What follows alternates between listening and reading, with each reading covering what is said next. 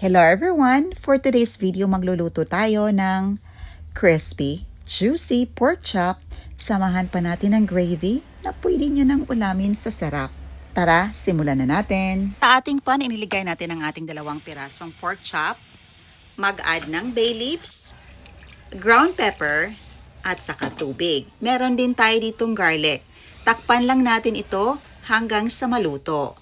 After a few minutes, hanguin na natin at papalamigin ng konti. At huwag niyong itapon ang pork stock nito. I-drain lang natin para maalis natin yung spices na nilagay natin. Sa ating pan, naglagay tayo ng butter, mga around 1.5 tablespoon. Nagdagdag tayo ng konting oil lang para hindi madaling masunog ang ating butter. Ayan, add natin ang ating hiniwa na garlic at saka ang ating paprika at ground pepper para mas maging mabango at aromatic ang flavor nito. Ini-add na natin ang ating all-purpose flour. Bahagyan na nagkulay ito sa paprika na nilagay natin at ang bango na. Ito na ang ating pork stock.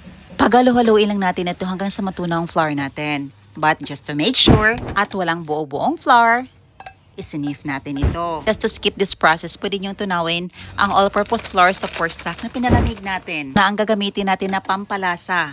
Crispy fry, garlic flavor. Yung Himalayan salt, pwede ding rock salt kung walang available. Halo-haluin lang natin until na ma-fully combine ang lahat ng mga ingredients. Ayan, sa puntong ito ang bango na talaga ng gravy natin. This is done, set aside at lutuin na natin ang ating pork chop. Nag-add tayo ng all-purpose flour at saka ang ating crispy fried garlic flavor. Nag-add din tayo ng 1 pirasong large egg. Coat lang natin sa ating gagawing butter ang ating pork chop till na mahalo lahat. Tapos mag-mix na naman tayo ng all-purpose flour at saka garlic flavor na crispy fry. Itansya nyo lang kung gaano kadami inyong ilagay. At i-coat na dito ang ating buttered pork chop. Punto natin dito is para maging crispier at juicier ang ating meat.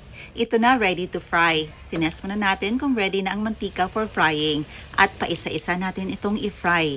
After na mag-golden brown, i-flip natin ang kabilang bahagi nito para maluto naman ito. Tuin sa low to medium flame lang. At pagkatapos, hanguin na at ready na ang ating mainit na kanin. Samahan pa natin ang ating napakasarap na gravy. Perfect ang kain. Tara, kainan na at tikman natin.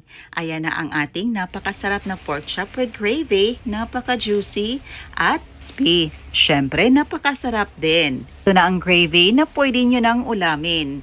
Ayan lang po, salamat sa iyong panonood at sa walang sawa niyong suporta.